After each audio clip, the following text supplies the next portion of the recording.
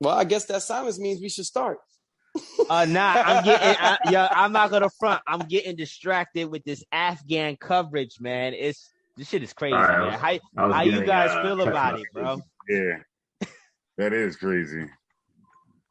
We're about to be at a war. I thought we was gonna talk about that last week.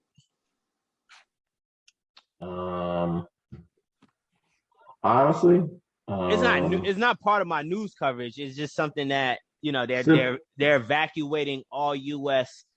all Americans from the Kabul airport, man, because of more threats of further bombing.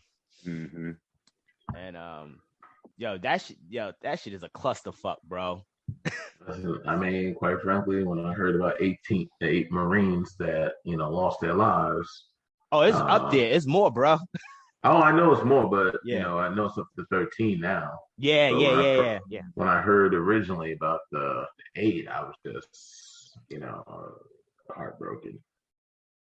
It's just sad, bro. Man, I was listening to a replay of one of the mothers of the fallen soldiers and shit like that. Shit was just heartbreaking.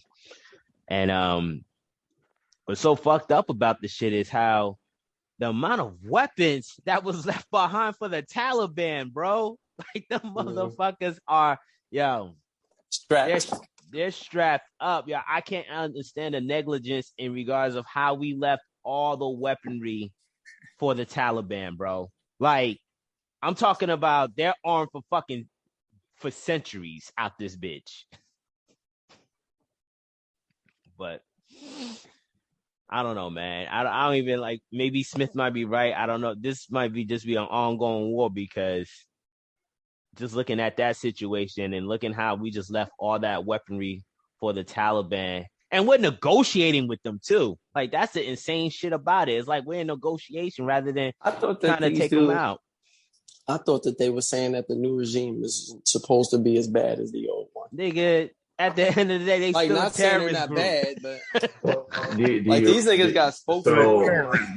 So according to what's going on, the Taliban new regime is not as dogmatic as the old regime, and now there's a new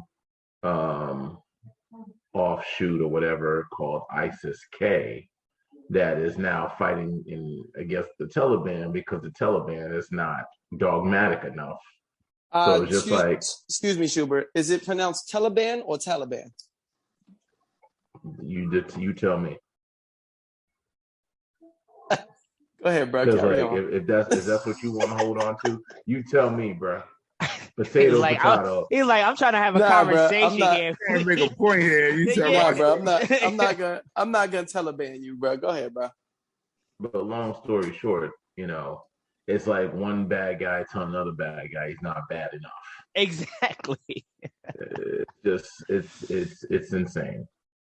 Like, this is it, and the thing is, this is nothing new. This is really nothing new. I mean, if you know anything about the not the Saudis, not Sharia, but the two different sects of Islam that go and kill each other because they don't believe like the other Islam has it right.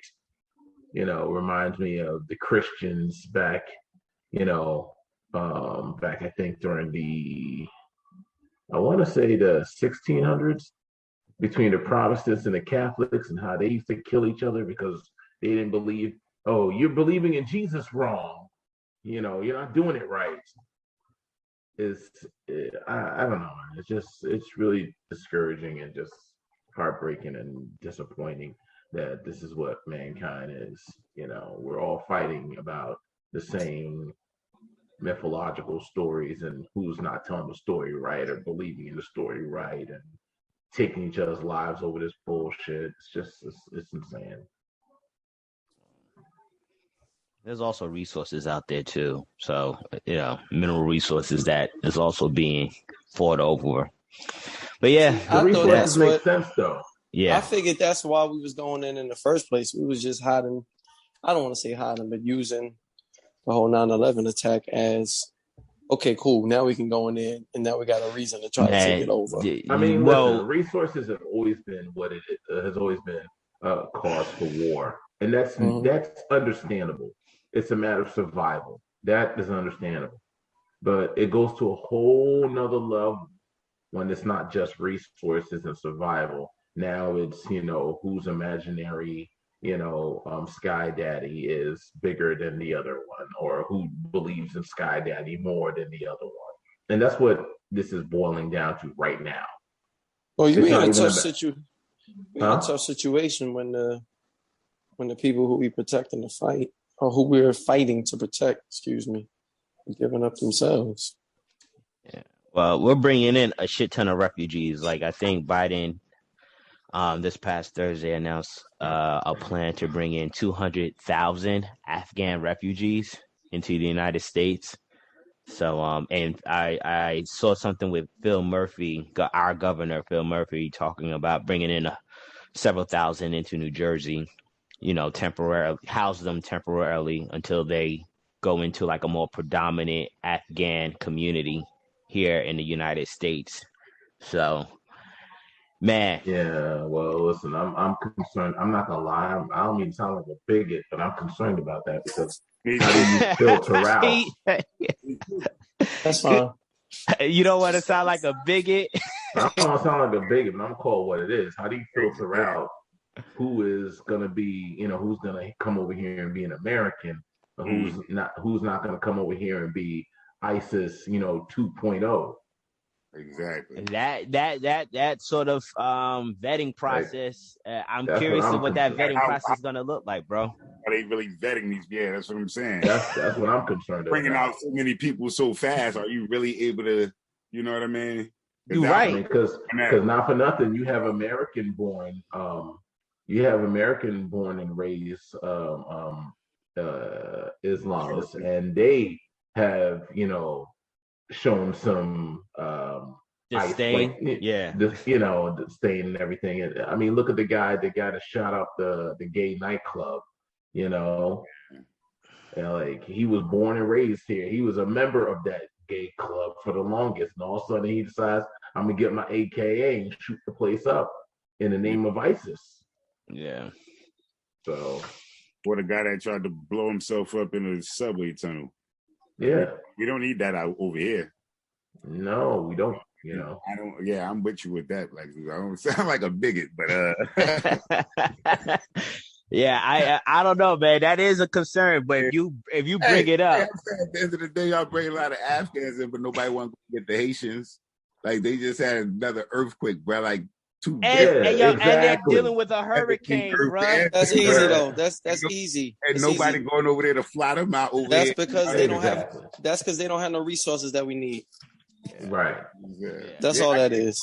Yeah, but the whole thing is, you bring in those 200 Afghanis over here, right? Yeah. How does that help you get the resources over there? If ISIS and Taliban and the Taliban have taken over, how does that help you? Yeah. Let's just say that we're pulling out for good. I mean, hypothetically speaking, we kind of. I'm just saying, we kind of put them in that situation by stepping in and helping in the first place. So this can be like our last act. We put that many people in that position. How long have we been over there? For 20 years. Yeah, 20 years. Yeah, we've been over there for 20 years. But the whole thing is, like, we didn't put them in any position. That position was created a long time ago, homie. Like, if we weren't there in the first place, it's just a matter of like the same situation would have happened sooner. There's a reason why Russia didn't get involved. Like, I think Russia in the mid-90s tried to go into Afghanistan and they failed miserably. Man, this is our modern day Vietnam War. This is what we're comparing it to. That's what all the pundits are comparing it to. Like, it's a huge failure altogether. Even this, bro, like, let me show you real quick in regards of the amount of weaponry. I was looking this shit on Forbes, and the shit is ridiculous, bro. Them motherfuckers is strapped up. So this is, I say you let them kill each other off. The staggering cost of U.S. military equipment left behind in Afghanistan. basically 162,000, and this is over the course of years that we just left there for the Taliban to just have now. The pillage. Yeah, exactly. 162,000 communication equipment, 75,000 vehicles, 599,000 weapons, 29,000 explosive ordnance disposal equipment, 16,000 intelligence, surveillance, and reconnaissance equipment. So this just kind of 208 this kind of sounds like what Schubert just said. I mean, look, y'all dudes is quitting yourself. We out. We probably didn't figure out the last gasoline car gonna be made in 2035. We got enough resources to last until then.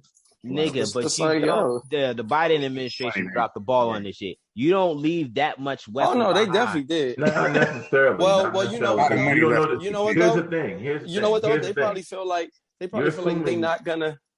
You're assuming that all those weapons are in commission. Just because you have a plane doesn't mean that plane is in working order. Just because you have a vehicle does not mean it's. But that doesn't mean you can't learn. But you know what else? But that doesn't mean you can't learn from that technology, though. Yeah, but they also not. But if you don't have the resources to learn from that technology, and Afghan is never coming. I mean, look, it's an effed up way to think about it. But the niggas in Afghanistan are never attacking. They may try to. I don't think they're gonna be able to attack America like that again. America, I'm not. Who's saying they gotta attack America? I'm talking about neighboring countries. Like, yo, I'm out. They can attack America again with the 200,000 people they bringing over here. Yeah, but like, yo, you got to think about. See, I think that's crazy, bruh. It's a problem, man. If you watch any aspects of like history, when you could pillage neighboring towns and neighboring countries, now you got to contend with that. Yeah. You can't just leave all of that shit behind. Not necessarily. So here's the thing. You gotta remember, this is like Germany during World War II. Yeah. If Afghanistan really wants to get it popping off and the UN gets involved and all the other nations get involved, they could fucking nuke that whole goddamn country overnight. Are we gonna really drop a second nuclear bomb? No, I'm not saying literally. I don't mean like, yo, that shit ain't gonna fly, literally. bro. I don't mean literally. I mean the fact of, we have so many tactical weapons. We have so much technology that's beyond what probably is already there. Like, you gotta remember, what they might have over there is like 20 years old. Not like what we have right now, where we can do drone strikes, Like, literally, we have technology right now that can literally say, hey, I specifically want to take out Bradley at a fucking concert. And a drone will be programmed with your facial features, literally fly up to your face and explode just to take you out. Bruh, but they left behind 16,000 intelligence, surveillance, and reconnaissance equipment. I was listening to a former admiral who was talking about the gravity in regards to the amount of equipment we left behind. Like, you just don't do it's just like running a trap house and shit like that. And the cops are about to raid your house. You don't leave all that shit behind. I hear what you're saying, but the whole thing is, what you said, Smith? Cost? I said, if anything, you destroy it. Yeah. You don't leave the equipment behind, ever. Yeah. Like, listen, I hear you, and I agree with you. But my whole thing is, at what cost? How do you know, at the end of the day, how do you know that's not what's the plan? Get all of our guys out and go and blow this shit up. Yeah, I'm just saying the way it's covered, everyone agreed in regards to, like, I don't know what their plan is, Black Zeus, but at the end of the day, you don't leave that on the table and think about that in dollars, man. Like, just think about that in dollars. Yeah. Hey, I think about that in dollars. Like, the reality is the amount of money that we spend on military funding every year would blow your fucking mind. Yeah, we left over $1 billion of equipment over there, bro. That's a drop in the bucket. I don't know, man. That shit's a drop in the bucket. And, trust me, I highly doubt that the DOD would just allow for you to just leave equipment there if they felt like it was really a compromise or really a threat. if they didn't have a plan to say, all right, we need to get our guys out, and if we need to go in and blow everything up after, or everything might be old, decommissioned, because the whole thing is, it's a matter of, you got to remember, the news that you're being presented is not the information that's being presented at the DOD. Yeah, but wasn't that like each year, like X amount per year getting left behind? X amount per year. If I was once again, we don't know what the full blown. So I can say, listen, I can say I left. What I'm saying, this year, I say a Mercedes was left behind, right? That doesn't tell you what year the Mercedes is. It doesn't tell you what condition the Mercedes in. It doesn't matter what I'm saying. Doesn't matter. My argument is you left a Mercedes behind last year. So next year you leaving another Mercedes behind, and then the year after, you see what I'm saying? That's okay. But let's say these Mercedes don't have engines. I hear what you're saying, but I left a Mercedes behind. So the way it's being covered, Black Zeus, yo, I'm telling you, I will find this snippet. This was I think this was a Newsmax. Yo, these are functional equipment, bro. Like the way they're describing it, this is not some like the shit is out of order. Like even let's say half of these equipments are not operable. Like you can't use them. That's still a significant amount of equipment that we left behind for them to run roughshod through the country of Afghanistan and neighboring countries. Okay, so once again, if you think I'm with Zeus on this now. I think if you have enough common sense to say there's something wrong with that, you mean to tell me that the guys who've been doing this all their life and committed themselves to having processed this information, you're just like, oh, don't worry about it. Really? I get that, but what I'm saying is you do have people who disagree. Like, it's not everyone's. You have people who disagree, but once again, you have people who do not have information, meaning the general public, that people at the DOD do.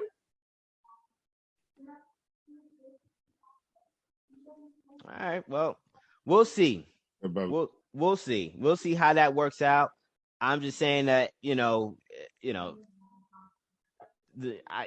Department of Defense. We'll see how they manage that. Hopefully, it doesn't bite us in the butt in the future. It doesn't necessarily. I don't know. I just don't see how you could just leave that much fucking equipment behind and think there's a greater plan behind that.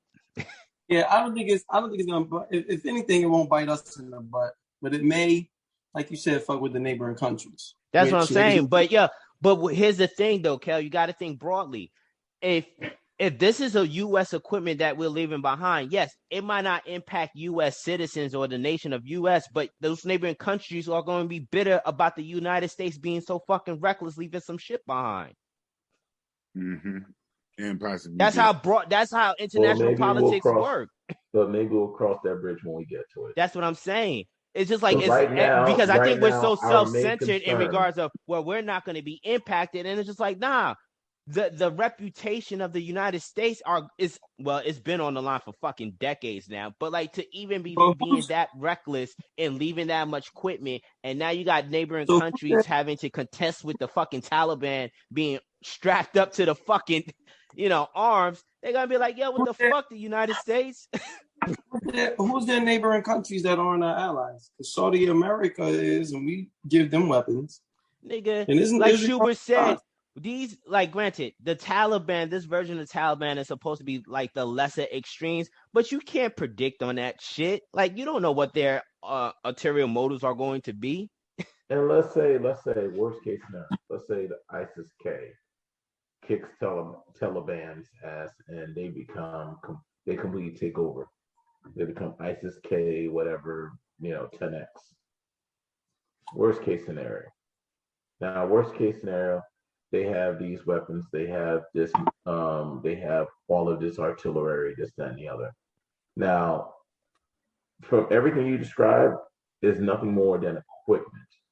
So meaning radios, connections, this, that, and the other, but without any information, those radios are just as dangerous as the Radio Shack radios that you get at a corner store or whatever. They got guns too, Shu. They left over. They got guns. Okay, great. You got guns. Guns or firearms in the hands of untrained soldiers, because you got to remember, these are not trained soldiers. These are I'll everyday concede to dudes. that. You're right. All right, I'll these are concede to that. everyday dudes. So like, weapons in the hands of untrained soldiers that are not marksmen, that are not snipers, are gonna go to waste. They're gonna take 20 shots to hit somebody one time. Mm-hmm. Like it's kind of like being threatened by someone who has never I'm trying to think of a fair comparison, but essentially you're not leaving this in the hands of skilled assassins. All right, you're not leaving this in the hand of technical geniuses. This is not like Microsoft or Apple getting their hands on new technology and stuff to advance them or anything like that. I don't know. I could kind of compare it to like how, when you look at the emergence of China, a lot of that is due to the fact that U.S. manufacturing companies have outsourced our labor to China, and now China has basically stolen a lot of the intellectual properties, and they're saying like, all right, yeah, we'll still continue to make your shit, but we're gonna bootleg the shit out of your shit. So yeah, but the thing is with China, what I'm saying is over the course of time, you don't think that they can't learn how to be proficient with this shit? Oh, sure. But that's what I'm saying. I'm not saying immediately, but I'm saying over the course of time, these motherfuckers could be very proficient with this. Yes, but by the time you've gotten to 5th grade math, I'm already on calculus. By the time you got into calculus, I'm already doing trigonometry. By the time you got into trigonometry, I'm already doing astrophysics. I don't know. Based on the recruiting process that we have in America, we some soft ass motherfuckers. So you can learn all that shit you want. How many recruits are you gonna have? I'm just saying, the Taliban don't have no problem finding recruits. America does. Recruits as far as what? Bodies. Like you can learn. Oh, bodies, sure. But here's the thing: we are also moving forward where we're replacing soldiers with drones. Yeah, I got you. No, I see where you're coming from. A handful of drones can replace an entire battalion of men. Now, I get what you're saying. I just look at it from a broader perspective in regards of the havoc that this could cause for neighboring countries and the reputation America is going to have if this shit gets out of hand for those countries. I completely understand that, and I agree with you. But at the same token, I also understand the fact of when it comes to war, like one of the things is that, scenarios that our most prized asset is not those weapons, but American lives, soldiers' lives. Mm-hmm. Because here's the thing: if you save all those weapons, but you lose hundreds of thousands of lives in the process, what will that do to the morale of America? Yeah, it sucks, bro. I mean, which one would you rather have? A country that feels strong in knowing the fact of it's constantly developing its technologies and moving forward, or a country that's constantly losing lives of your brothers, your sisters, your family members? I take the former, with the first option one. Let them, yeah. So that's the thing. It's like when you take your losses, you guys figure these are very calculated risks. Yeah. It's just sad, man. It's sad all around. Yeah. It is. That's why it breaks my heart. Yeah. It doesn't have to be this way, but it is what it is. Yeah. All right, let's get into some news. First bit of news. This is from MJ Biz Daily.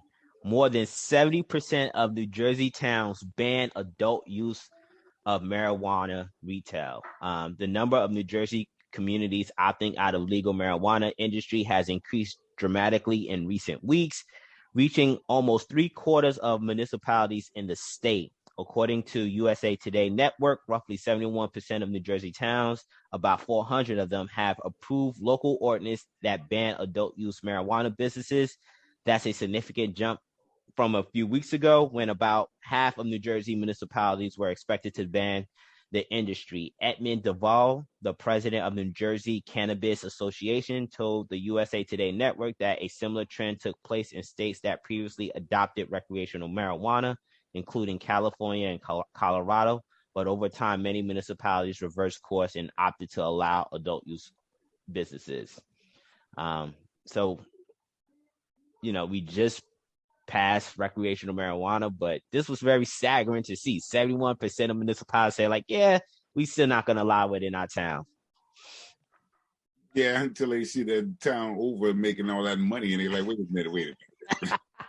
Maybe we should reconsider. We didn't know if we can get some tax on this like that. Wow, we didn't know it generates like that. And that was what happened in Colorado and California. That's why they reverse course. Like, it's a very simple notion. I get it right now, but there's only like one township I know in Jersey, Ocean Grove, that doesn't have a liquor store. You can't buy liquor in the town, alcohol whatsoever. You have to go towns over. You know what I mean? Mm-hmm. But you can still drink in the town. You can still drink in the town. But what I'm saying is every township has a liquor store because they know it generates a certain amount of income regardless. You know what I mean? Because people are going to still come and do that. So those towns, I believe they'll reverse course because at the end of the day, like, it's here, it's going to be here. So why not make money off of it? Yeah. For the township. I mean, it makes sense to me.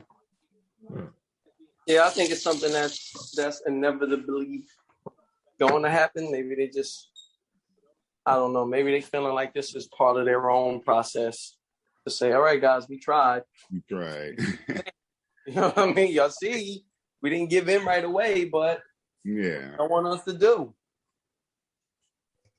We can either bring this shit in or raise y'all niggas' taxes again. Who getting high? The people or the taxes? That's a good slogan right there. That is a good slogan. Yo, Kel, you should patent that shit. I'm just saying. Getting high. The people or the taxes. What you got, Black Zeus? I don't want my taxes high. I really hate to give Kel credit. But that was a good one. It was a good one. I really, that goes right in the record books with that lumberjack joke that time that he got at Smith. That time was like, hey, but your girl loved this wood,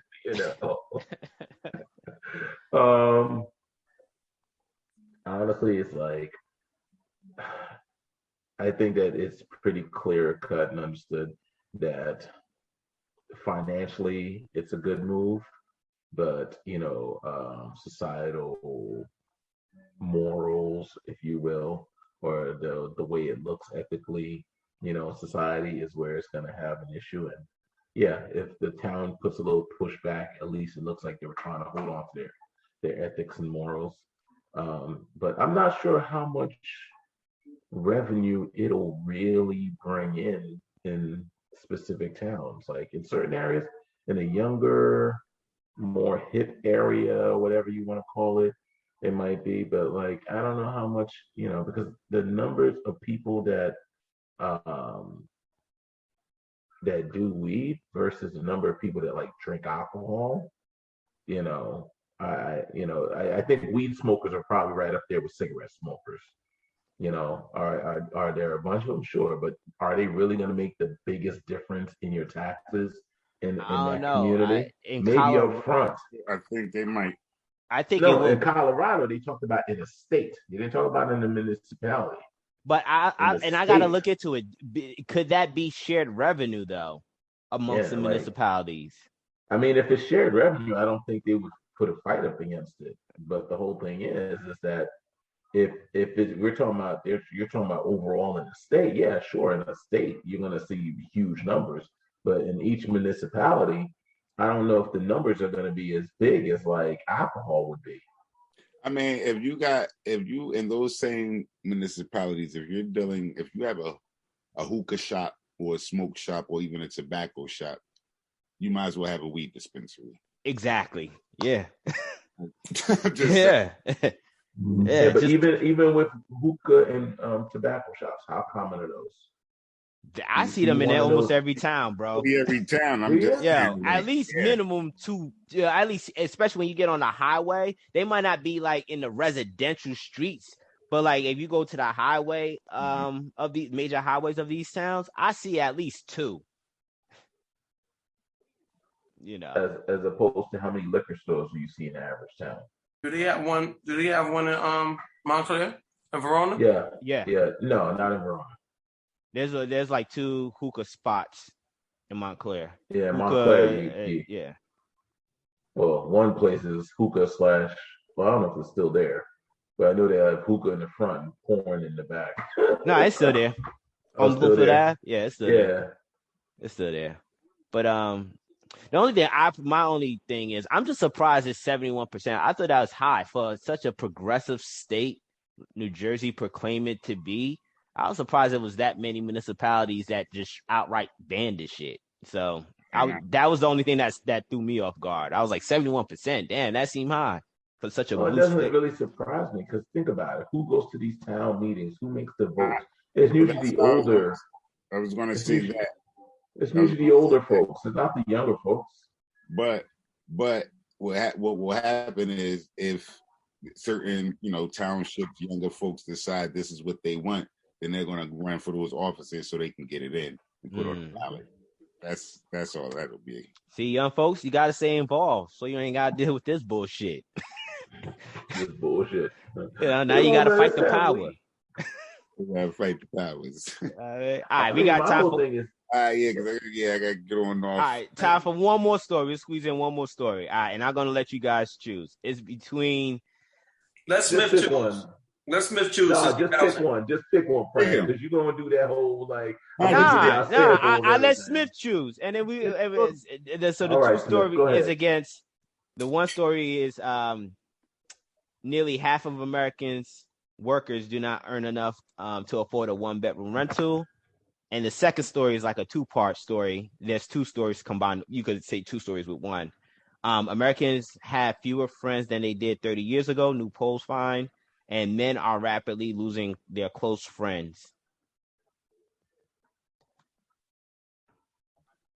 What was that other story? The first one is nearly half. Basically, don't got no money, so they can't afford rent. Yeah. And closest friends. Yeah.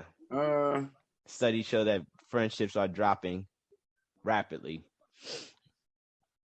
Yeah, I'd go with the second one. All right. So this is 2 for 1. So this is from The Guardian.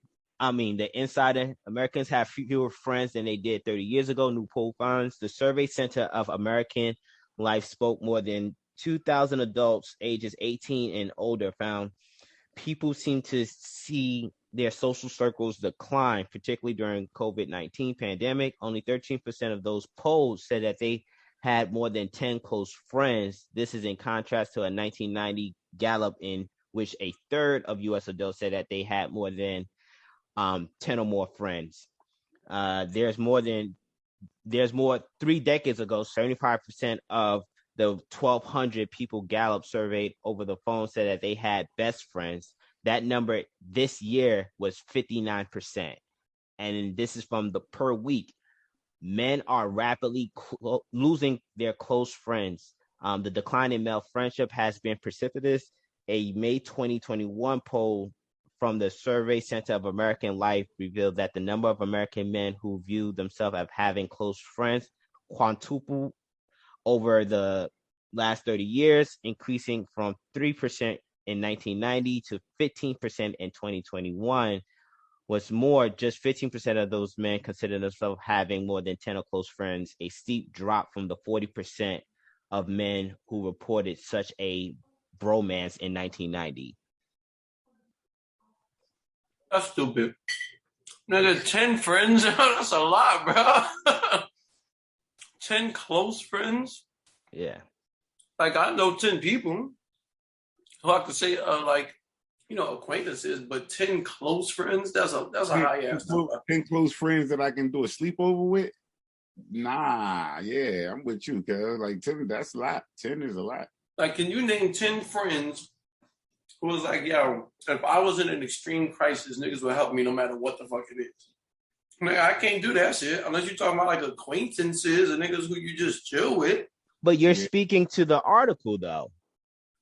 because that was the situation. And they're saying that, over 20 years ago, you could easily had 10 close friends. Now we're saying it's a lot.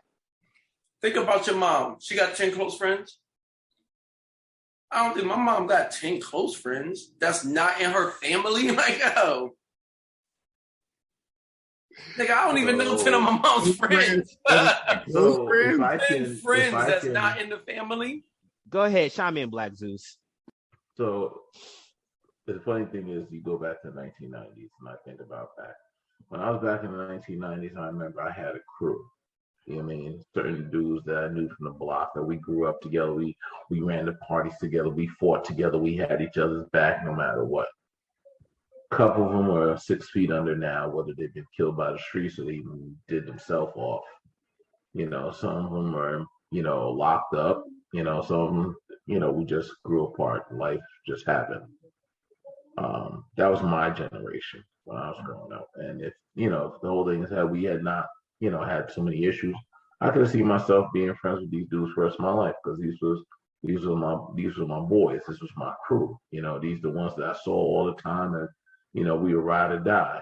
I think generational wise, though, from 1990 to, let's say, 2010, 2020, 2000s, whatever you want to call it, there's been a cultural shift from social media, where we don't really interact anymore. We check each other's pages, to porn, where we, go and watch more porn than we actually hook up and get phone numbers from women, things of that sort, because dudes used to do that together, go to the club and pick up, chicks, or this, that, and the other, go to the bar and pick up chicks,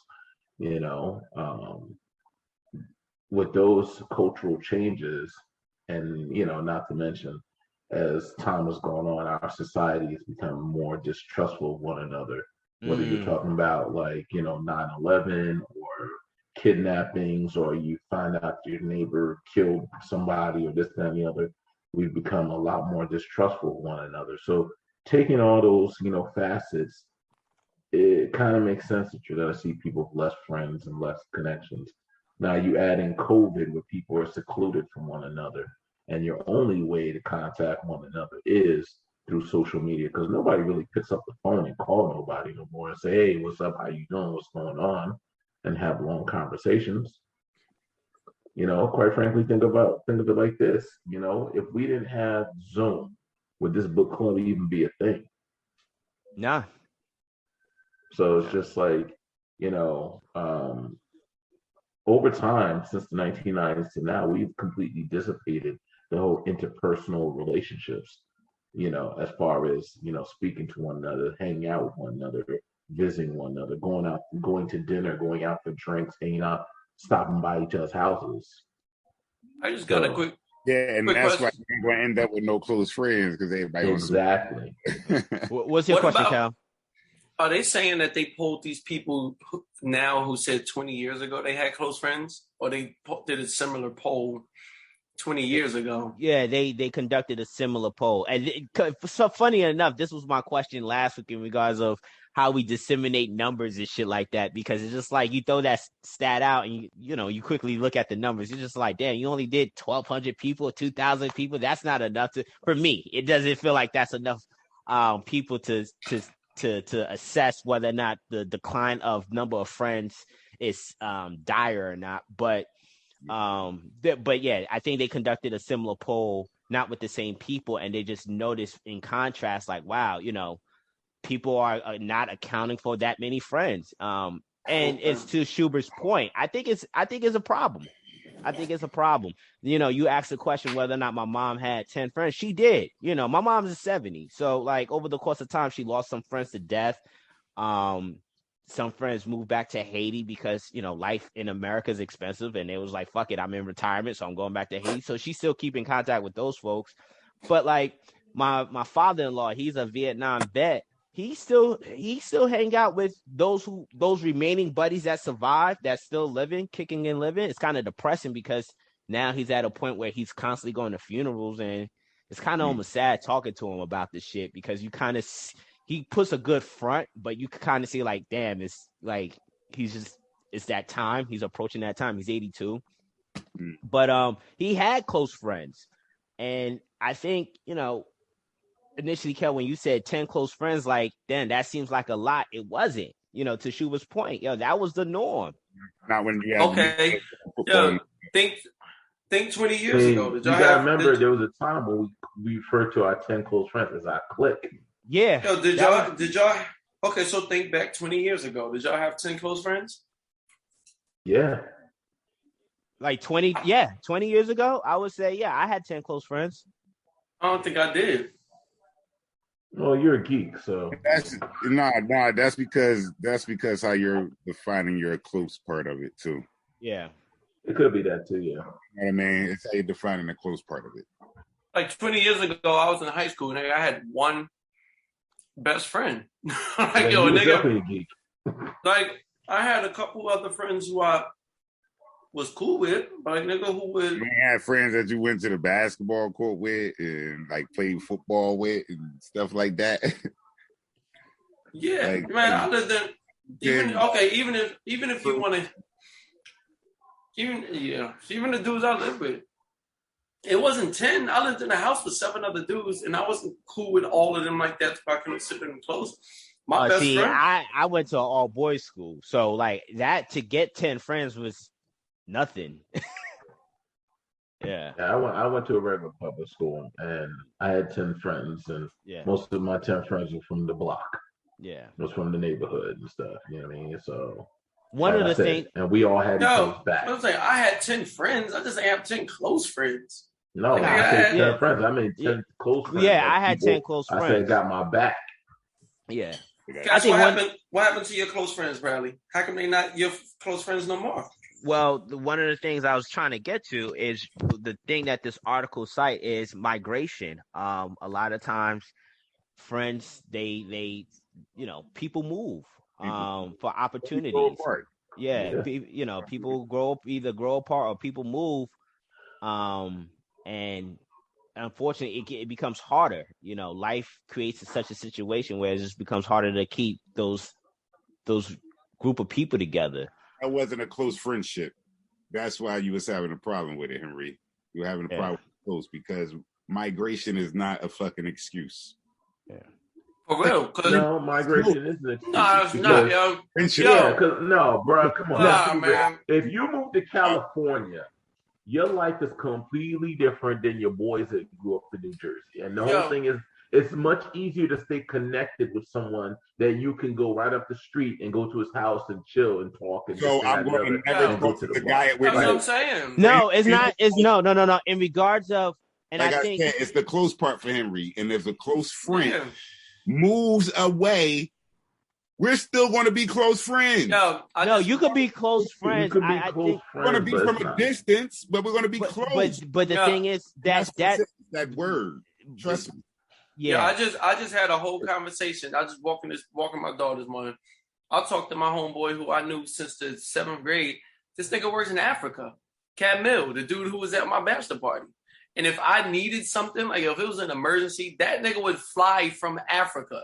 Like, yo, that's a close friend. That's what I'm saying. Like, okay, that's a close not migration that dissipates a close friendship. Not at all. But it can. It can. I agree. I said it can. They're true close friendship. Yeah, shouldn't. It shouldn't, but it can. Especially when you're dealing with different time zones. For Henry is mean. Yeah, I was gonna say my friend for life. You know what I mean? That's how you look at it, and that's what I was saying. It's that close part. Like don't get it twisted. Like you could easily probably still, pick up the phone and chit chat, but over the course of time, people change too, man. It's just we're in a different phenomenon. I think when they use this data from like people from 30, 40 years ago, people didn't move out of communities, bro. You had people change. That's what it is. That's true. Yeah. People change and grow away from relationships. That's what it is. Yeah. You're migrating away from the relationship. And you got time to do it how far we apart. You're migrating from the relationship. That's what it is. But once again, also the fact of going back to the point where Brad said is the fact that before you migrated, even if you were changing, right, you were kind of there for the change, so you knew how to adapt to the change. Mm-hmm. So it's like you being in a community. if you live in that community and you saw, oh, the house across the street is no longer there, and they knocked it down, they built a whole new house. Up the street, there used to be a KFC, now it's a vegan restaurant, blah, blah, blah. So you saw the change and you grew along with the change. But let's say you moved out of the neighborhood and you came back to the neighborhood after the change, you don't even recognize it. I mean, me personally, I grew up in Brooklyn, right? And the Brooklyn that I grew up in, like the blocks I grew up in is pretty much the same, but certain areas like downtown Brooklyn, Flatbush, the Junction, Atlantic, like it's completely different because it's been so gentrified. I hardly even recognize it. It doesn't feel like home to me, even though it's the same streets, it's the same Flatbush, it's the same Fullerton, it's all the same, but it's completely different and it feels alien. Yeah. Does that make any sense? No, it makes all the sense. And like you could, for me, you use a physical description. I could use my own personal, like self. Like 2-3 weeks ago, Jason was at my crib and we were talking about the mayoral race in New York City and how Eric Adams won the race and stuff like that. So we started talking politics for a hot minute. And so I said something, I forgot what I said, and Jason started jokingly talking to Joanna, my wife, and she's like, yo, when did Cash become all conservative in his political views? And it's just like, even within myself, and like you said, at least Jason was able to see the change, but like imagine having to leave and come back, and now we're having this conversation, and you're just like, oh, like, I'm not feeling this conservative talk that you're talking and stuff like that. Exactly. Or I'm not feeling this adventurous side that you like to do. Like, that's not, like, this is not the Cash I once knew. Like, I readily admit, over the past 20 years, I've changed. So any friendship I had 20 years ago, those friends, even though we talk together, we keep in contact, if they were to like come around me and really like hung out, they would notice a significant change. And it's going to be up to them whether or not they embrace that change. Exactly. Yeah, but I think part of being the close friend is accepting that shit. You can liken that to you being in a relationship, a marriage with your wife. Like, y'all are changing over time. Like, if y'all are really that close, you're gonna adapt and accept the changes along. Fucking Dell and his wife getting divorced after fucking however many years. I was gonna say, because like people changing marriages. The truth Steph is, Curry's parents. Change, but no, the change does happen. No, change will happen, absolutely. But here's the thing: you have two different items, and if they change together and they still shape together, like they mold together, then it's fine. So it's like so for instance, let's say it's memory foam, right? Let's say it's a memory foam chair, and Bradley sits in that chair for a number of hours. It's going to change and it's going to mold along with him as, Bradley gains weight, lose weight, whatever the case may be. But if you say close friend, the whole thing is if Bradley doesn't sit in that chair for a while, and the whole thing is he goes and gain weight, lose weight, whatever the case may be, and then that ain't your close chair. Like, your close friend, you still keeping in contact with. It's not, you're saying, you've gone away. I'm going through. I know what you're going through because I'm talking to you. But that's impossible to say that your close friend's always going to be there. So, for instance, your friend in Africa, right?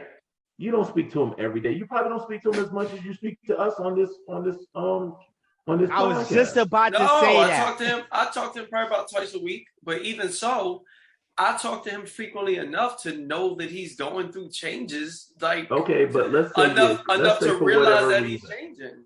But let's say for whatever reason, if you're my close friend, I'm not gonna stop talking to you. That's what I'm saying. Like, see, but that sounds really good and idealistic. But in real life, if let's say whatever reason, time schedule changes, this, that, and the other, life changes, X, Y, and Z. You mean to tell me no matter what your life is going on in your life or what's going on in his life, you're going to make sure you speak to him twice a week? That's not realistic. No, but I'm not going to stay away from him so long to where it's like, damn, I don't even recognize this person. Damn, you've really changed. That's what I'm saying. Like, but the whole thing is sometimes there's things out of your control is the point. Yeah, but for him to come back and be a totally different person, that's like, dang, I didn't even realize that he likes these types of things. Like, that much time is not passing. That's all it happens saying. To some folks, though, man. It just happens. To a lot of folks. Like, it happens to a lot of folks, especially when there is a migration that happens that separates the two people. You know, all it takes is for someone to be gone for you. I shit you not. I had a coworker, and we'll transition to the book real quick because I know people need to leave at 10:45. Yeah. I had a coworker. Yo, this dude went on some sort of excursion at Washington National Park, like some nice shit, some shit that I'm thinking about doing for my anniversary. He came back and just had all of a sudden had this sort of epiphany, and he just like, yo, I'm quitting this job. Yo. and he but just but what does that have to do with the friendship? But what I'm saying is that the change can happen like that. Like that.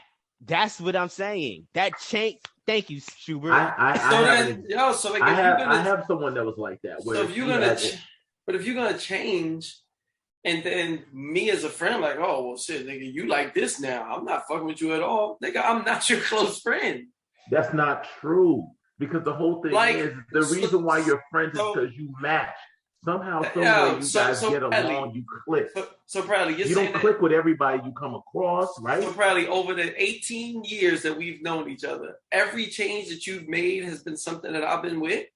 Like, nigga, you said it yourself. I wasn't into all of the events that you was running and shit, but like, yo, that didn't affect But that's our only friendship. One facet of who he is. If he completely changed all the facets that you knew of who he was, would you still be friends? I don't know anybody. Like you become, I think you become anybody who's changed and become 100% different person. Like, but, okay, maybe not 100%, but let's say 75%. Yeah, I don't even know who's been that unless like you starting like a. But you're going by your experience. Are there scenarios? Okay, so are there scenarios where somebody might be, okay, cool, I'm going to take on this new religion or become a monk or live to be whatever. Like, I don't think that there's anything that's extreme unless you're changing your lifestyle to like some type of religion that's stopping you from doing any rules. Like, yo, I can't do that. I can't do this. I can't do that. I can't do this. Like, probably you became a vegetarian. Like, that didn't stop. I was like, damn, I can't go out to restaurants with this nigga no more. Like, yo, there's been major life change. And don't get me wrong, there's been certain close friends who I really don't talk to that much. Like my best friend from high school, like I don't really talk to him that much anymore. My homeboy who I knew from third grade, like we're still cool, but I don't really talk to him that much. I talk to him every once in a while. But I've never had so many close friends to where it's like, okay, cool. I'm not as cool with Mike anymore from high school. But now I got Tamra, who takes his place. I'm not as cool with Raja, but now I got Schubert, who takes his place. But it was never like, yo, I had 10 niggas in my crew, and now I only got 3.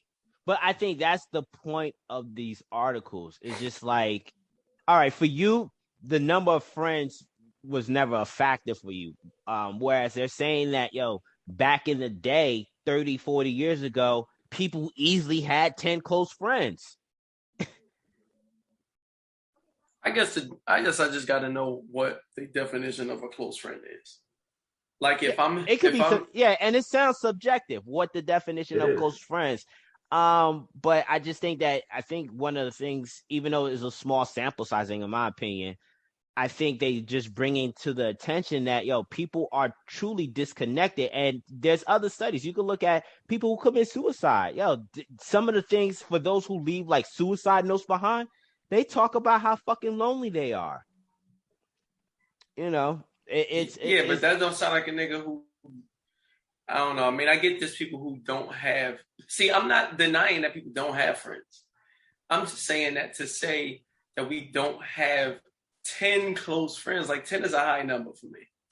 Maybe you're saying like three or four close friends who will ride for you and do it. Like, I don't even know.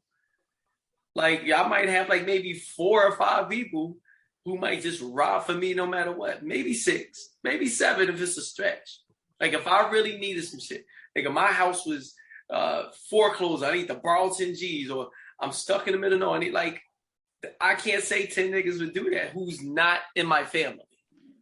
So I think for you, the numbers, the issue is The number. The number. Yo, that shit is high. I look at it from a perspective of, just because I've read books around this, is people are just losing friendship altogether. People are not gaining new friendship either. Like, you were able to say, yo, you were able to replace such and such with Tamara, or you were able to replace such and such with Jenkins. There are a bunch of people who are not capable, who haven't replaced any of those friendships. Oh, yeah. I understand that. And that's where the issue is. It's just like, I say for me, I haven't replaced any of my true friendships. My friendship circle has dwindled. You hear that, Schubert? You still ain't in the circle yet, bro. Sorry.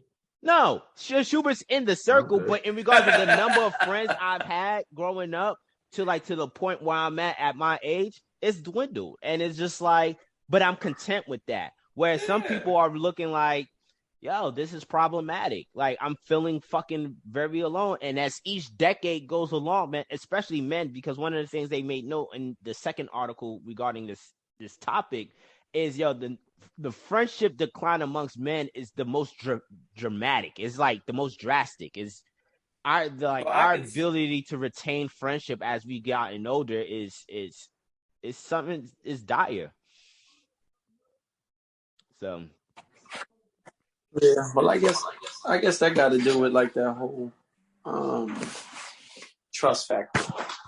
Oh yeah. I don't like my tolerance to trust motherfuckers. And Schubert and I was talking about this. My tolerance to let people into my circle now has definitely, the bar is very high now, like significantly high. Justin, was that you or Isaac who left the light on? Just want to know who to ask. Yeah. I'm sorry. I thought I was muted. All right, fellas, let's transition into the book. All right, we got some good questions here. This is the second week of Alchemy by Mr. Rory Sutherland. Let's start off with your second question, Schubert. One of the principles in alchemy is signaling, which gives your audience a message about you, such as wearing jewelry or brand names to indicate wealth and status. Peacocking. Today we use social media for signaling. Why is signaling so powerful in society?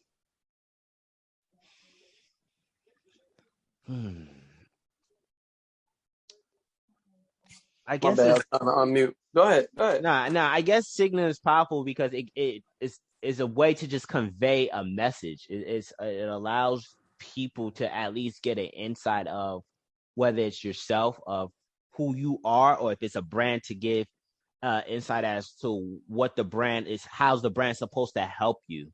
I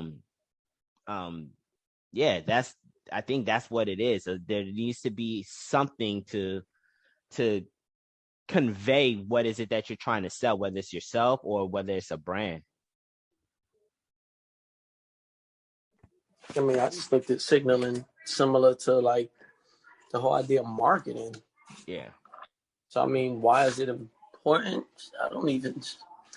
I guess to get the short answer is really just to get our message across in a certain way. Like let me look at this question again. So why is singing so powerful society? Well, to say why it's powerful, let me go back upstairs. So to say why it's powerful is really just because of the message that just the accuracy and the way that it gets the message across. I think as far as like social media with the signaling, it makes it a lot easier. Social media clearly makes it a lot easier to, to sell your brand.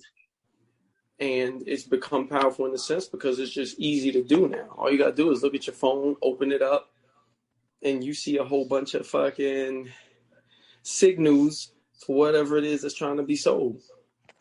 I'm sorry, I'm going back and forth. I just think the biggest part really is just because the strength of signaling, why is it powerful? Because it makes us buy whatever the person is selling.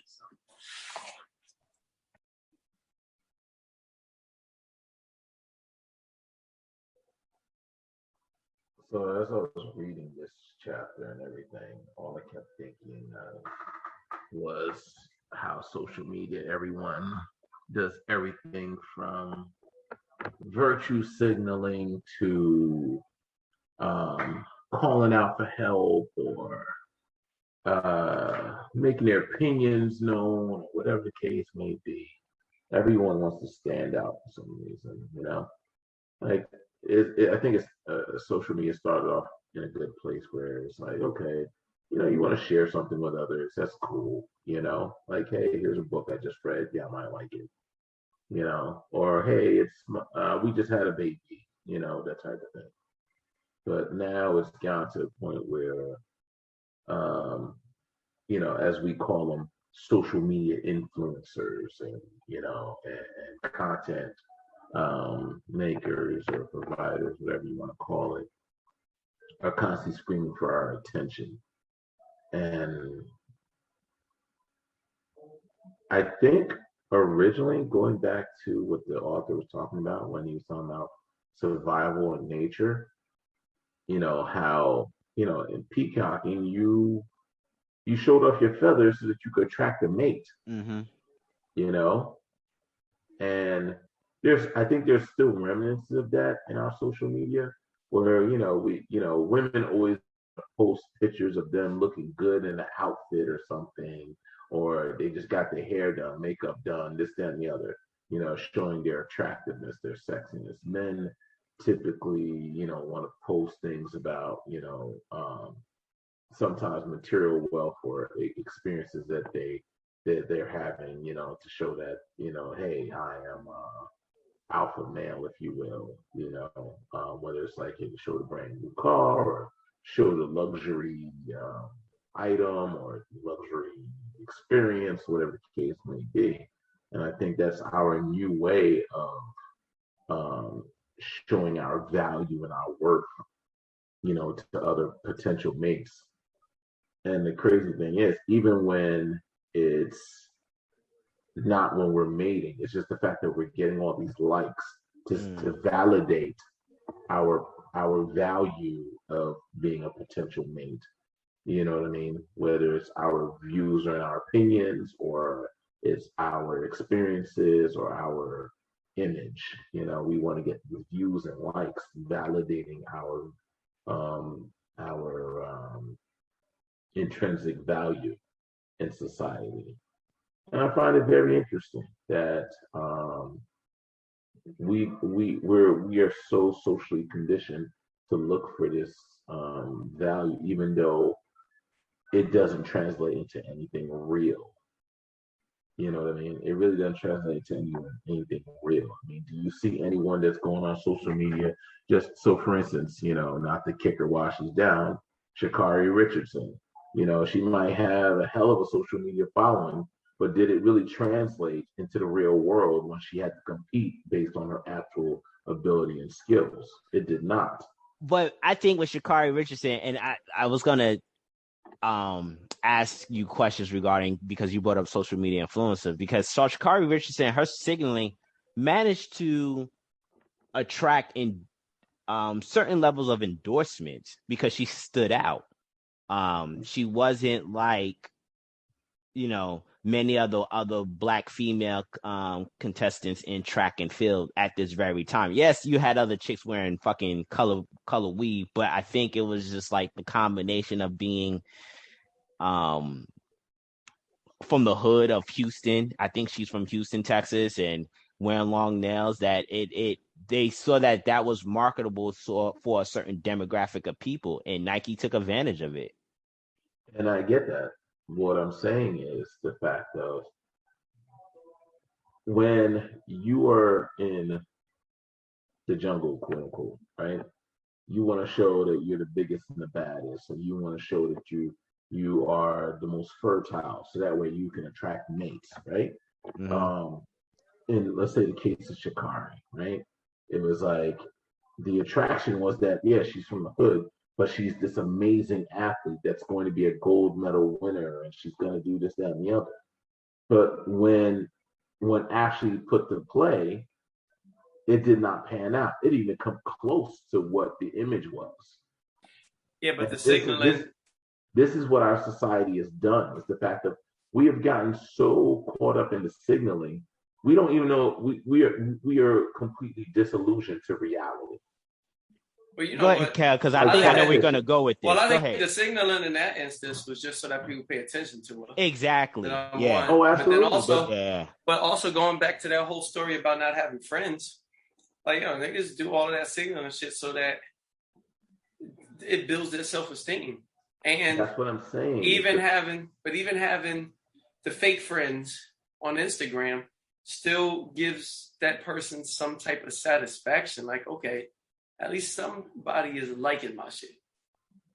Yeah. Like, it's not like, I feel like, when an artist paints a picture, it's not because that nigga wants somebody to like his shit.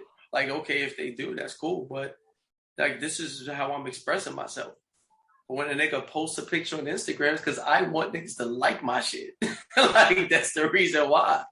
So, like, I don't know. I mean, it goes hand in hand with that whole not having friends. And it's also like a gimmick. Like Sha'Carri Richardson is that, and it kind of, leads to my question. She's the motherfucker where you give it a sophisticated name and everybody's like, oh, what's that? Even though it might still be, I don't want to say trash, because that's not nice to say about her, but it might not live up to the hype. But what I'm trying to say is the fact of, I'm not talking about the person on the receiving end. I'm talking about the society, the public.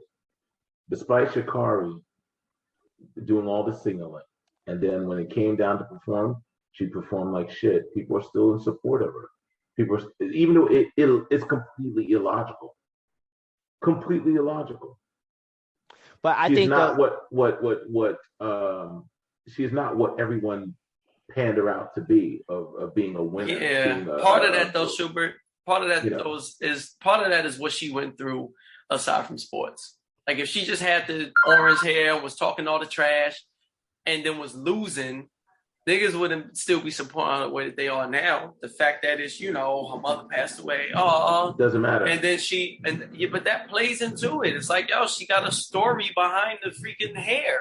But and the fact that she's running. Here's the thing. There's plenty of girls out here with weird hair. But she got a story. Parents. A story. Everybody has a story. Her main story was that she's this incredible athlete, and now you know more of her personal story. Every athlete has a story. But hers was hot. Like she's the hot thing right now. She was up and coming. It was stripped away from her because her mother passed away. So she couldn't participate in the Olympics, and all these people feel bad for her. And while she's going through this story that's being widely publicized, that people know about, she's starting to get people like, yo, you know what? I went through something similar. That's fucked up. I'm about to ride with her no matter what. Like everybody has a story, but all of the runners or athletes or entertainers who got long nails or flashy hair didn't have that. I don't want to call it a break, but didn't have that same. Nah, man. I think she just stood out.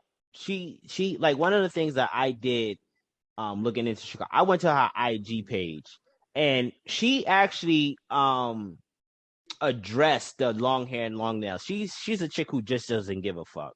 And when you compare it to the other female Black US Olympians, they didn't have that look, bro. Like when you really look at those chicks, they didn't have that look. They could have had similar stories, but they just didn't have that look. So she signaled a look to a certain demographic of people, and those in marketing saw like, yo, we could target this audience. And that's what they did. They used Sha'Carri knowing that, yo, Sha'Carri's going to bring in a certain demographic of people. Yo, she was just at the BET Awards. She did all of this hood shit. They was like, yo, she's bringing a hip-hop element to the track and fields that the other females weren't necessarily doing.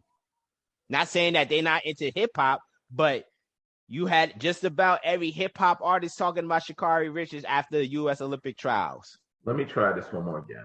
Maybe I'm not communicating this well. Because you're talking, I think you're talking about substance. I get that, but the whole point of signaling. What I'm saying is that why is signaling so powerful in the public eye, right? Meaning the fact of, we are more concerned about the signal instead of what's actually happening. I get that. So for instance, they interviewed her the loser, not the second place, third place, the ninth place, like dead ass last person before they interviewed that's because number one, she's American. The first top three people were Jamaicans, and unfortunately, I think the NBC networks were going. Do you think have you seen the Olympics? Have you ever seen that happen to Usain Bolt? No, but she's also ever seen that happen to Usain Bolt. But she's where also they interviewed a loser before they interviewed Hussein.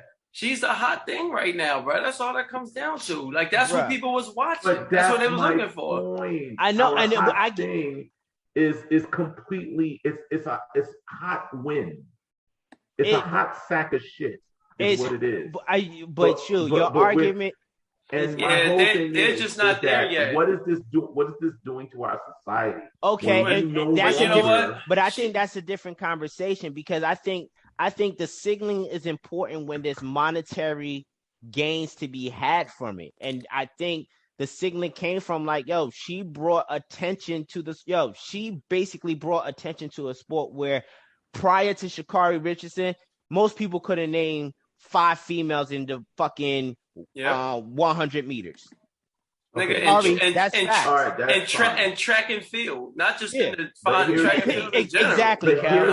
But here's what you're basically saying, what you do not understand what's being said right now. I know what you're saying. In this environment,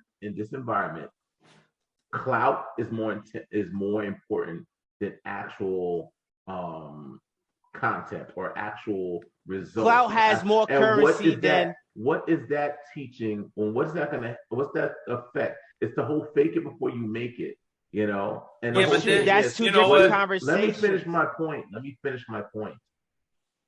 My point is that this signaling has more power than actual results, than actual reality. And what does that say is our society is going to be down the line? Our kids and our future is going to say, well, I don't have to actually be the best. I just have to I just have to get the most attention. But I don't think that I don't have to compete. I don't have to do well. But they're not there yet to call her a failure. Like this is the first race where she's lost. So now if she continues to lose, then it's not gonna be like, oh, well, she got whatever hair, she got whatever story. This is her first race in on a world class level. Just because you were the best in your town or you were the best in your neighborhood doesn't mean that you can compete on a world-class level. That was the whole hype, was that she was going to compete on a world-class level and be able to perform on a world-class level. But you don't just cut her out after the first time. But I feel like we're having a different conversation because the question is why signaling so powerful in society is because there's a monetary gain. The amount of attention that this chick brought into I get what you're coming from in regards of substance and value and stuff like that. I get that. But the signaling is important because you need to attract eyes. How do you attract eyes? And she did that through her whole get up and gimmick. Like that's how did Michael Jordan gain his fame? How did Mike Tyson gain his fame? How did Tiger Woods gain his fame? How did Serena Williams gain their fame? How did Dr. J, Kobe Bryant? How did all of these people gain their fame and success?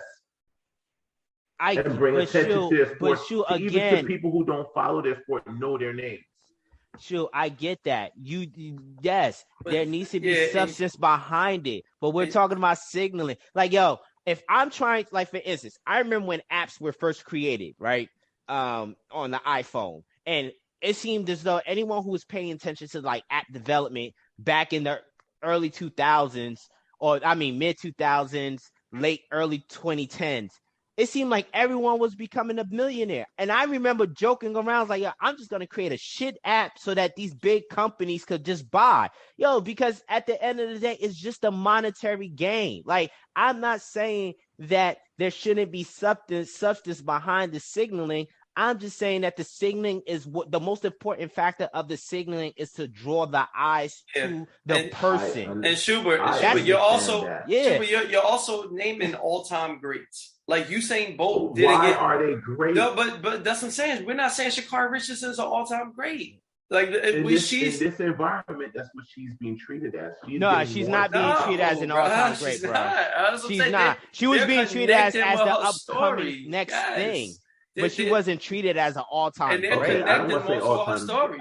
I don't want to say all-time great, but the whole thing is, even before they became great, they were creating attention for themselves. Yeah, by being great. But that's what she was doing as well. This is what I'm saying. This was her first loss. Now I get what you're saying. The stage is different, but it's not like she was signaling. And then she's losing in her town and not highly rated. Now, again, if she continues to lose, then that's something different than whatever she looks like, her signal isn't going to make a difference. Yeah, it's but to gain the initial whatever, it's like if she had the same orange hair and was losing in those preliminary rounds, nobody's paying no attention to her. Mm-hmm. Like, it don't matter what the fuck she looked like. There was some success tied to it. Now, whether that success reaches the next level is to be seen. But I think before that race, like if she had finished in second place, niggas wouldn't be complaining about it. I get it's the fact that she came in last place in this one race. Now, if she continued, and niggas, I'll say this, you go, Cass. And now niggas is looking like, yo, she might not be everything that's cracked up to be. Let's see how she performs the next time. If she don't get a top 2 finish in the next time, then it don't matter what the fuck she look like. Nike gonna be wrapping her up after that first freaking contract is done, and they gonna be moving on to the next. I think, and this kind of ties in with Kelvin's question in regards of effectively naming something as an aura to of prestige and upgrades its status. Why are we so easily enticed by such a simple method? And for me, those two, like the signaling and this question, kind of go hand in hand. And I was going to submit a question similar to that regarding, there was I'm trying to pull it up right here. There was in the chapter, I'm trying to pull up the chapter here. In the hacking of the unconscious, Sutherland mentioned a story about a university saw better enrollment in coding classes by simply rebranding the course.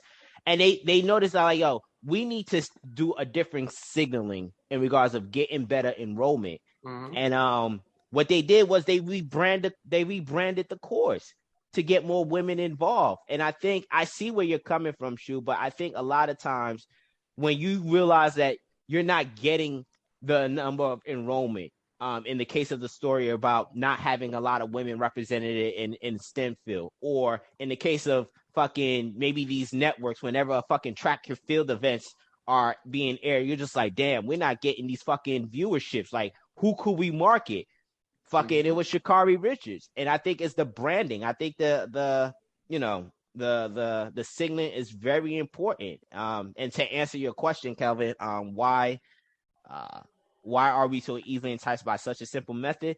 We're simple human beings. It doesn't take much. It's just like all it is. I'm pretty sure, there's nothing new underneath the sun. It just comes with who's the next thing or the next person to make it look different. But it's all the same. That's crazy. We see a fucking shiny object and it's like, ooh, this looks nice. But that's my whole point. That was my whole point, is the fact of it's a reflection on society. That's my whole point. It's not, I get the marketing aspect. I get that shit. That wasn't my point. My point was simply the fact of we are more tied to the image than the reality. And that reflects on us as a society. And it says a lot about where we're headed as society. But shoot, I think it's always been that way, man. People have always it wasn't always that way. People have always been attracted to nice things or yes, things that look different. People attracted to nice things, but those nice things had to have something behind it. Yeah. Did it always though? Like not everything that we're attracted to has value. Yes, there was a time when, to be a singer, you had to be able to sing. Yeah. Now anybody can get on auto-tune. Bruh, there was a time. Marketing image. But sure, but even if you there was a time. Hold on, let me finish my point. there was a time when, pretty much anything you did or anything, you had to actually be what you were, or you had to produce something. You couldn't just be an image, all right? An image was not enough. But now that's all we're concerned about is the image. But what time was this, Schubert? Because it wasn't like that in the 90s. But what I'm saying is, I want to bring an example. Man, that nigga. Go ahead. Look at Milli Vanilli. No, hold on. I was gonna say this. Vanilli first, but I was gonna say no. But we're talking about people. Let Bradley finish his point. I'm saying, there was a time where timeshares were fucking attractive. Everyone who had any disposable income invested in the timeshare. And the way it was signaled to everyone was like, you want to have a timeshare. You look at timeshares today, people who own timeshares 20 years ago, those timeshares ain't worth a damn today. But that is an item. I'm talking about people. I'm not but when we're talking about signaling is not just relegated to just people. It's just the overall thing. In this context, but the thing is, we're talking about signaling as the concept, psychological concept itself. And I'm saying is, we've always done it. To Kelvin's point, there was never a point in which we took much value in what's being signaled to us. It's sometimes it's just how it's marketed to us, and it didn't necessarily need to have that much value. It's just like, fucking FUBU. Like, the way FUBU was marketed, you think FUBU will be around. This shit is non-existent today. Yeah. I don't know. I mean, it don't matter whether it's the person or the thing. All I'm saying is the fact of us as a society, as a people, if we are more, consumed by images of things or people, and not consumed with who they are and not their character, their integrity, or their performance, or things that actually matter, our society is going to completely collapse. Eventually, at some point in time, all this fakeness and all this imagery is going to implode upon itself because it can't hold itself up. We're just gonna hire people based on their Instagram following. We're gonna, believe people's word based on their subscriber count on YouTube. We're going to, as long as they have an image, that's all we're gonna be concerned about. We're not I don't know, be man. About what content they have behind. No, and it's sad. No, you need, I don't know. I think as a society, yes, social media has served as a great tool to allure a mass amount of people to said product or said person. But that said product or said person over the course of time has to prove itself to be worthy of such attention. It doesn't, to Kelvin's point, when we're going back to Sha'Carri Richardson, she needs to start winning races before people finally just say, I'm done with her. I don't think society will constantly gravitate to something that doesn't prove itself to be worth of value. You're not going to constantly show, all right, a new burger shop opens up. It has all the glitz and glam and it's done all the proper marketing to signal you in. But if once you start going into the store and you notice that all the shit on the menus ain't fucking tasty, you're going to be like, fuck what they have from the aesthetic. The shit is a shitty ass place to eat at. I think as a society, it's just that yes, we easily marketed to certain things. I think so, but that said person, said thing needs to uphold that standard over the course of time before people want to move on to the next thing. You're on mute, Cal. Standard? There's a standard now? Yeah, my bad. I was on it. Because Sha'Carri proves there is no standard. No, Sha'Carri did prove what Sha'Carri did was, like I said, she attracted a certain level of people to the sport, and she did do something. She did set the record at the Olympics. She said she had to have some level of accomplishment to Kelvin's point.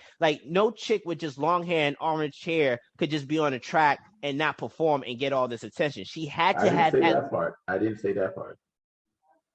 but she needed to accomplish certain level of things to get the attention of the Nike endorsement, to get the attention of the 2.5 million followers on Instagram. Yo, in 2 years, if she's not performing and she's still finding herself getting smoked, she's going to be a thing of the past. I don't think the signaling is that powerful where if it doesn't maintain like the product or the person behind the signaling, if they don't continue their performance, it maintains that strength. It's just like the signaling is merely an attraction. It's similar to like in the chapter that I was referring to where they was talking about rebranding the statistic course to get more women. Yeah, you did that, but what I found curious about this author was like, what's the success rate of these women going to the advanced classes? At some point, you could rebrand the statistics class to be fucking knitting class, presented as such. But if the women are necessarily finding themselves not able to pass the classes or graduate with the STEM degree fields, the signaling wears itself off. Then word goes around and saying like, yeah, this class presents itself as being such and such class, but it's really this, and I wouldn't advise it.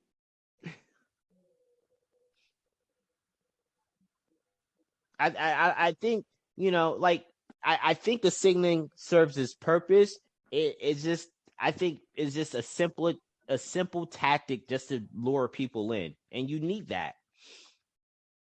Yeah, and I mean, I don't think that it causes sends a bigger message, like, you know, like a bad message to whoever, because whether it's 50-50, there are a lot of instances where the signaling does live up to the hype. And I think that's high enough. Like if it didn't work at a high enough rate, I don't think that they would be like major companies who does not, you know, have marketing sections that focus on shit like this would continue to follow this method. Like if Nike thought that homegirl wasn't worth it, they wouldn't be invested in her. And whether she ends up becoming a bust or not, Nike is still going to get... You guys are still stuck on this goddamn money thing. I don't give a fuck about the money thing. But that's part of it, Schubert. I don't care. I don't care. That's not my concern. That is not the facet that I'm concerned about. I know how money works. You can sell shit on a stick if you present it right. But Schubert, we know what you're talking about. Society, let me morality. Finish what I'm saying. I'm talking about the long-term effects on society. That's all I'm talking about. Our kids nowadays, I just went to a graduation, all right? I went to a graduation where, you know, I want to say almost 60% of the kids were like, I want to be a YouTuber, all right? Back when we were growing up as kids, we said we want to be doctors, lawyers, firefighters, this, that, and the other. Now, majority of our kids want to be a YouTuber. Well, them niggas got a majority of the motherfuckers probably got better chance of being a YouTuber than a doctor. How many girls are gonna be like, I want to be an Instagram model? But do you see? But you don't. So Schubert, you don't think it would work the same way if doctors were signaling the way that YouTubers were? And I'm not trying to, they don't have to. Like, yo, they don't. But if you had doctors who were as actively on social media and actively in commercials and actively on TV and actively pushing for it, I kind of feel like the signaling would work the same way. Like they're going off of reputation alone. Should it be enough? Yes, it should be enough. But advertising is what sells it, whether it's a good product or bad one. And if doctors and lawyers and accountants aren't going as hard, it don't make a difference. And we're making a whole push this year in Newark as a whole to work on our advertising, because the charter schools are stealing a lot of, like, we're competing with the charter schools. Mm-hmm. They put together a whole bunch of fancy ass videos and shit. every charter school is not better than every public school in Newark. Like, they're not. But Science High School and Technology High School, which is one of the top high schools in New Jersey, yearly, consistently, these niggas aren't advertising like Kip High School, who might not produce the same amount of doctors or lawyers that freaking Science High School does. But it's all in the branding. So, like, if it's safe to say, I mean, I think that I don't want to say the argument would be valid, but I think that it would be a fairer sample size if the doctors or those professions that people say that they used to want to be was going just as hard as the YouTubers as far as their visibility or their signaling, and then niggas is still saying y'all want to be a YouTuber. Yo, when I was growing up, I had a bunch of dudes in my class wanting to be NFL, NBA players. Yo, because the NBA and the NFL signal all this fucking money and fame and flash and women. And every dude I grew up with, up until like my midway through high school experience, wanted to be in the NBA or NFL. But what happens is reality kicks in and life plays itself to say, yo, you're not going to be in the NBA. You're not going to be in NFL. So when you talk about Instagram and OnlyFans, those people, who want to be Instagrammers and YouTubers, they're not going to be successful. Not all of them. Only like maybe the top 10% of people who produce on those platforms are going to be successful. And for those other 90% of people, they're going to realize like, yo, I got to do something else. Tyler, did you clean your room? That's when you know Schubert ain't got no more points. When that nigga pull the headphone off and start talking. I know, right? Shut up, Kel. I can still hear you. He's like, nigga, let me regroup. Clean your room. Let me create a diversion. Yeah. Let me create a diversion. Now here we go. I'm sorry, I was talking to Tyler. What did you say? I heard what you said. I think honestly, as a society, man, society is what it is. I think for when you look at little kids, man, little kids are always going to say some outlandish shit. But society finds a way of kicking those people in the butt and making them realize, like, no, you're not going to be what you thought you were going to be. Sorry. Yeah. You're just not. Yep. So I don't put so much emphasis of what people say. Yeah, I think YouTube has done a masterful job of showing that people are fucking making money off of YouTube. OnlyFans is doing a masterful job of highlighting the women that are making money. But like, yo, there's consequences to that shit. And there's real data supporting like, yo, there's not a lot of people who really make that money. And those people are going to have to realize they got to go back. They got to go into the workforce like everybody else. Yeah.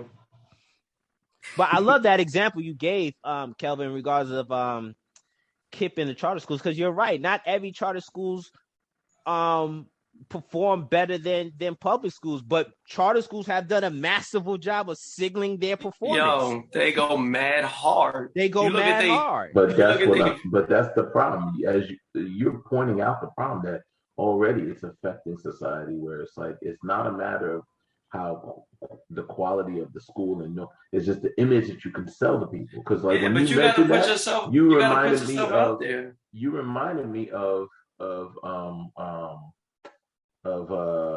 somebody in my class in one of my boxing classes who was bragging like, "Oh yeah, my kids go to a charter school," and I'm just thinking to myself, that doesn't mean shit.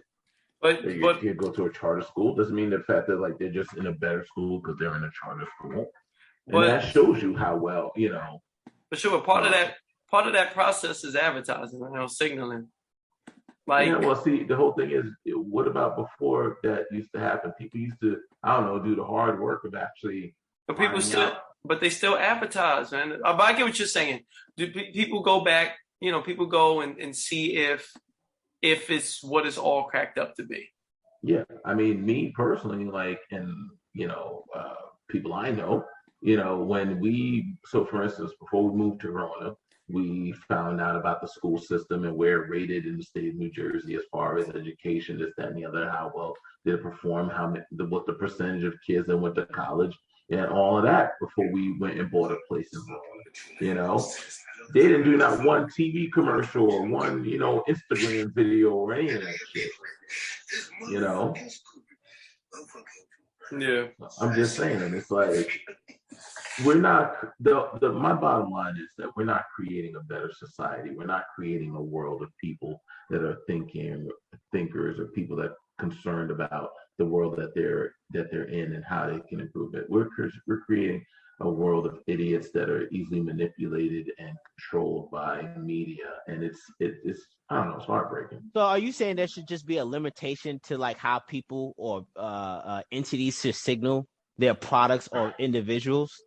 I'm saying that the people that are consuming the media need to stop and really put some thought process into what they're consuming and how it's affecting them, their decision making, and how they go about their day. Well, no one's going to necessarily disagree with that. That's my whole point, is the fact that when people don't realize how these things manipulate and control your thought and your thought process. It's always been this way, though, Schubert. It's always been this way. Jesus Christ. I get that it's always been that way, but no one ever brings to attention the fact that is wrong. That this is where you see people always complain about the end result, but no one ever says, well, what started this shit? And 9 out of 10 what started this shit is that people say, well, this is the way it's always been. But no, but like Schubert, but here's the thing, man. I get you want to put more emphasis on, it sounds like you want people to have more accountability to how they consume things.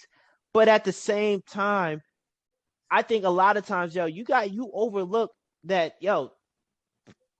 how things are marketed is very masterful. Like people have, like Apple, I know for a fact, because I know somebody who works for Apple, they have a psychology department to look into. What I'm saying is, I see what you're saying. What I'm saying is, it's very hard to ask people to look past the signaling when you have masterful people behind the trigger. Like they're doing masterful jobs to basically manipulate people to be attracted to the signaling. Now, if you want people to, to take more accountability, I get that. But like sometimes some people are just like, it is what they just fall for the trap. Like I don't get mad at the mouse that gets his head snapped in a mouse trap because I laid peanut butter in it, because I was able to signal something to the mouse to be lured into that trap. I'm not saying that. All I'm saying is, if someone recognizes, hey, that's a trap over there, at least give a person a chance. Hey, Brad, that's a trap. Just in case you didn't know, it's a trap. Now, if you decide to continue with the trap knowing it's a trap, so be it. But at least let's have the conversation. That's a trap.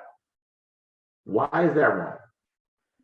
I think people are having those conversations, but the thing is, a lot of people don't recognize the trap, and it's in their early stages. You know how many people get duped by fucking Ponzi schemes? Like yes, people, I do. Yeah. So it's just like people don't realize they're in a Ponzi scheme until like an economic crisis happened, societal wise. And it happens to the best of people. Yes, it does.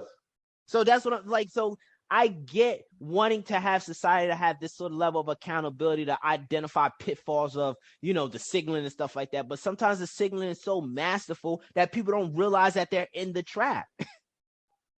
Yeah, and this is why we have to call men women.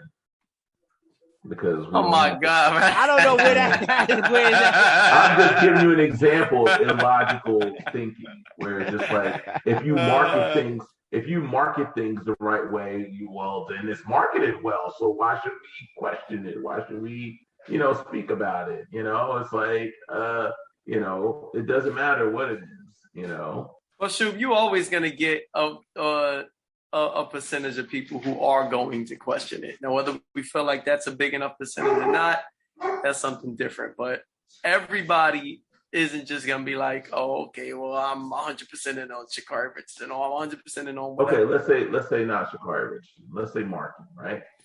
So, for instance, one of the things that's tearing up the Black community right now is that this dumbass marketing that's being done, where it's like, oh, the Black woman is the backbone of the community, right? And Black women are swallowing that shit whole completely. Like, that's right. We are the backbone of the community. But it's like, no, actually, y'all destroying the community more than anybody. Y'all the one that's getting up here becoming single mothers, knowingly becoming single mothers. You're the one making bad choices. You're the one making your sons into, beta males. You're the ones that are, are the ones that's creating more poverty or generational poverty because you're instead of getting married or cross creating stability, you're doing more damage than you're actually doing the quote unquote backbone. But guess what? You fall for the marketing that's being sold to you by Goldman Sachs. You fall for the marketing sold by Visa. You fall for the marketing sold by Cadillac. And guess what? They're collecting all those dollars and all those cents off your stupidity because you are also one of the biggest consumers in America. So who you blaming, Schubert? The people or the people who are falling for it, or the people who signaling? I'm blaming the people that's falling for the signaling. Because the whole fact is the fact that we're not having these discussions to wake people up from the signaling, so they're just falling for it over and over again, and they're running with it. But my thing is, who's bringing those pitfalls? Who's bringing the attention of those pitfalls to those individuals, Schubert? Like, I think at the end of the day, it's good marketing. It's making money. So you can't be mad at the ones that signaling making good money because. But we're talking about. But you're saying that it's the fault of the people for consuming the narrative that Black women are the backbone and stuff like that. And I'm saying, like, who's bringing the issues and the attentions of that said signaling to that set group of women. Like you gotta have an honest conversation. It's just like it's so easy to sit back and say, like, why didn't you see it? Like, how are these people supposed to know that? Well, here's the thing: when you get guys like, let's say, Kevin Samuels that try to bring your attention to the signaling, and they show you historic information and data points and this, that, and the other, and you still are sitting there like, no, he's a faggot and he's gay and you don't listen to him, this, that, and the other, blase. It's like, okay, at what point are you going to have any kind of? Because now at this point, you've had somebody tell you what it is, and you still don't want to hear it. True, like I don't know. That's the conversation. I'm just using that as an example. I don't know, man. Like that, because my thing is, how many people of influence do Kevin Samuel reaches? Like Black women of influence do Kevin Samuel reaches? It's easy to talk to the modern day chick, and maybe they do learn from that. I don't know, and that's very hard. What I'm saying, like the example I like to use is someone who's in a Ponzi scheme. All right, how is those people supposed to know they're in a Ponzi scheme? If someone brought it to their attention, and showed them information, hey, here, you're in a Ponzi scheme, I can prove it, and then they decide to continue with that Ponzi scheme, then they're on their own. So somebody brought it to their attention. Yeah, but they was initially attracted to it. I'm not saying that they weren't. I'm not saying the initial attraction isn't there. All I'm saying is that once you have been made aware, pointed out and made you aware of the trap, you should you're not allowed to complain or bitch and moan, and B, no one should feel bad for you. I get that, but at least give you a fair chance by telling you it's a trap. That's all I'm saying. And I get that. I just don't see how many messengers are out there to tell people, well, the signaling is bad. Like a lot of times, the signaling could be so powerful that it could drown out the message of said person who's trying to give the warning. Good, that's true. It's just like that's how all right, Cal. See you later, bro. Like that's how powerful. That's how powerful the signal is. Sometimes the signal like, yo, fucking you getting a 10% shit, 10% ain't shit these days in this market. But like, let's say you're getting like a 20% return, year-to-year return on your fucking investments, and somebody, who might have the voice of Harry Markopolos, the guy that we were reading in the Malcolm Gladwell book not too long ago, he was like, yo, I try to warn people, but no one was hearing me. His signaling wasn't strong enough. I was thinking of him too when you mentioned the Ponzi scheme. Yeah, like his signaling wasn't powerful enough to reach the people that needed to be needed to know that there was something looming around the corner. I mean, something died that was looming around the corner, and I think it's easy to place blame on the people who are victims without understanding how A, it was marketed to them, and B, was there enough warnings being sent out there about that said signaling?